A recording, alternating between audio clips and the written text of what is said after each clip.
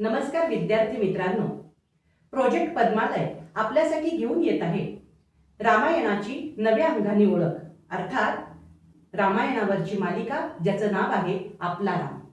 आपला राम या मालिकेमध्ये आपण बघतोय की रामकथा अर्थात रामायण हे आजही किती उपयुक्त आहे आणि आजही आपल्या रोजच्या जीवनात आपण त्याचा वापर नेमका कसा करून घेऊ शकतो. निर्मिती आणि संकल्पना डॉक्टर प्राची जावडेकर, संशोधन आणि सादरीकरण प्राध्यापिका मुक्ता गरसोळे कुलकर्णी. मित्रांनो बघा, रामायणामध्ये कित्येक ठिकाणी आपल्याला कम्युनिकेशन स्किल्स सुद्धा अतिशय उत्तम आहेत असं जाणवतं. सध्याचा काळ सॉफ्ट स्किल्सचा काळ आहे. अर्थात आपण दुसऱ्याशी संवाद किती चांगल्या पद्धतीने साधू शकतो, दुसऱ्याशी आपण चांगल्या पद्धतीने संभाषण कसं करतो यावर सुद्धा आपल्या कार्याची यशस्वीता अवलंबून असते. आपण ज्या वेळेला या अंगाने रामायणाकडे बघतो, त्यातल्या अनेक प्रसंगांकडे बघतो, तेव्हा आपल्याला श्रीरामांची संभाषण कौशल्य किंवा हनुमंतांची सुद्धा संभाषण कौशल्य किती उत्तम आहे हे जाणवतं. यातली पहिली महत्वाची गोष्ट म्हणजे ज्या वेळेला हनुमंत हे श्रीराम आणि लक्ष्मणांना भेटायला येतात त्यावेळेला त्यांची आधी त्यांना माहिती काढायची.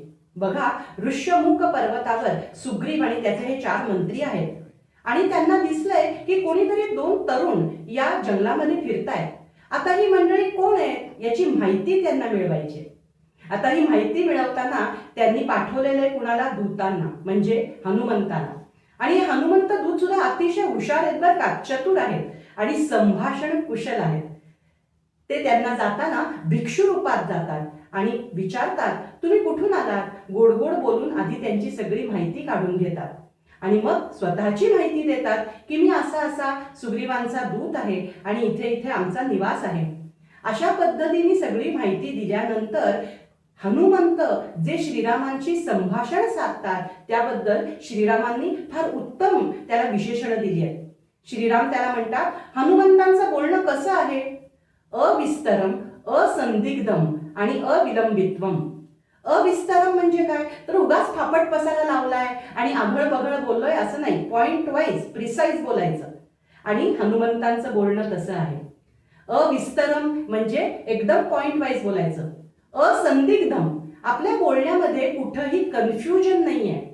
बघा, आपल्याला जे बोलायचंय ते आपल्या मनामध्ये आधी अतिशय स्पष्ट असलं पाहिजे आणि मग आपला बोलतानाही गोंधळ उडत नाही. त्यामुळे असंदिग्ध अशा पद्धतीचं हनुमंत बोलतात. आणि तिसरं विशेषण आहे ते म्हणजे अविलंबित्वम, म्हणजे उगाचच वेळ काढलाय मध्ये, अतिशय पॉझेस घेतलेत आणि मग मध्ये मध्ये इतका वेळ गेलाय की आता समोरच्याला ऐकताना कंटाळा येईल इतपतही त्याचं लांबण लावायचं नाहीये. अशी 3 विशेषणं त्यांनी म्हटलेली आहेत. म्हणजे बघा, हनुमंतांचं हे वाक्चातुर्य किंवा हनुमंतांचं हे संभाषण कौशल्य हे रामांच्या प्रथम भेटीतच त्यांना लक्षात आलेलं आहे. हनुमंत किती कम्युनिकेशन स्किल्स उत्तम जाणत होते हे आपल्याला याच्यावरनं कळतं बघा. आणि परत त्यांनी संपूर्ण वेदांचा अभ्यास केलाय. रामायणामध्ये असा उल्लेख आहे की हनुमंतांनी शास्त्रांचा अभ्यास केलाय आणि ते जे बोलतात ते व्याकरण दृष्ट्या सुद्धा शुद्ध आहे. बघा, ही पण फार महत्वाची गोष्ट आहे. आपण जेव्हा एखादी भाषा बोलतो ती व्याकरण दृष्ट्या म्हणजे ग्रामर सुद्धा त्यातलं कसं महत्वाचं आहे, ते बोलताना सुद्धा समोरच्यावर त्याची कशी छाप पडली पाहिजे हे सांगणारा हा प्रसंग आहे. आणि म्हणूनच त्यांनी असं म्हटलेलं आहे की हनुमंतांनी प्रथम भेटीतच माझ्यावर इम्प्रेशन पाडलंय आणि ते कशामुळे तर ते त्यांच्या या संभाषण कौशल्यामुळे, संवाद कौशल्यामुळे. असाच एक दुसरा प्रसंग आपल्याला रामायणात दिसतो, तो म्हणजे हनुमंत जेव्हा सीतामाईंना भेटतात. आता सीतामाई या अशोक वनामध्ये एका झाडाच्या खाली बसलेल्या आहेत आणि हनुमंत झाडावरनं हे सगळं बघतायत. हनुमंत मनाशी विचार करतात, आता सीतामाईशी मी नेमका कोणत्या भाषेत बोलू, काय बोलू? त्यावेळेला ते असा विचार करतात की मी जर संस्कृतामध्ये बोललो तर सीतामाईंना वाटेल की रावणच वेश बदलून आलेला आहे की काय. म्हणून ते म्हणतात, सीता भीता भविष्यती, ती मला घाबरेल. मग आता काय करावं? आता सिंहली भाषेत बोलावं का, जी लंकेची भाषा आहे, पण ती तर त्यांना कळणार नाही की त्या लंकेच्या नाही. मग आता कुठल्या भाषेमध्ये बोलावं? किष्किंधेच्या भाषेमध्ये बोलावं का, ती हनुमंतांची स्वतःची भाषा आहे पण तीही त्यांना कळेल असं नाही. म्हणून मग ते अशी एक युक्ती करतात, ते म्हणतात मी अयोध्येच्या मानवी बोलीमध्ये सीतामाईंशी बोलीन. बघा, एखाद्याशी संवाद साधताना आपण तो नेमक्या कोणत्या भाषेत, कोणत्या पद्धतीने साधावा हे पण महत्वाचं आहे. आणि हे सुद्धा आपल्याला या हनुमंतांच्या सीतामाईंशी त्यांचा जो प्रथम संवाद झालेला आहे त्याच्यावरनं सुद्धा लक्षात येतं. मित्रांनो, संभाषण कौशल्याचा किंवा संवाद कौशल्याचा आणखी एक भाग येतो, तो म्हणजे मुत्सद्देगिरी. म्हणजे कुणाशी कसं बोलावं आणि कुणाला आपल्या चांगल्या हेतूसाठी आपण जर त्याचा उपयोग करून घेत असू तर त्याला आपल्या बाजूनी कसं वळवता येतं, ही मुत्सद्देगिरी सुद्धा श्रीरामांकडे होती. अर्थात श्रीराम हे चांगल्या कार्यासाठीच वापर करत होते. अंगद शिष्टाई हा जो प्रकार येतो म्हणजे काय, तर रावणाकडे जाताना श्रीरामांनी त्यांना एक लास्ट चान्स द्यायचं ठरवलं की बाबा एवढी सुंदर लंका आहे, कशाला ती आपण उगाच उद्ध्वस्त करायची, नाश होणार सगळ्या लंकेचा, युद्धामुळे नाश होतो. त्यामुळे त्यांनी अंगदाला पाठवलंय.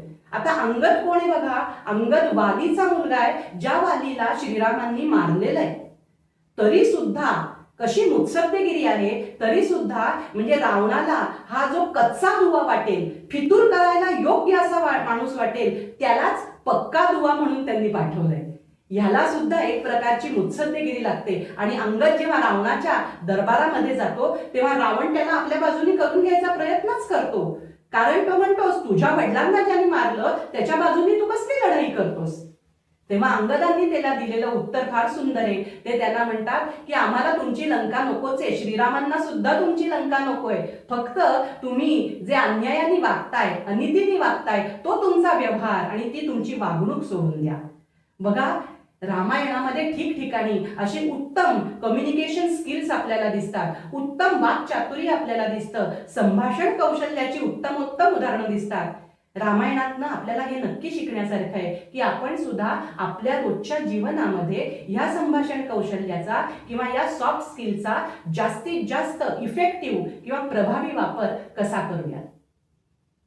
विद्यार्थी मित्रांनो, पालकांनो आणि शिक्षकांनो, तुम्हाला आपला राम ही मालिका नेमकी कशी वाटतेय आम्हाला जरूर कळवा.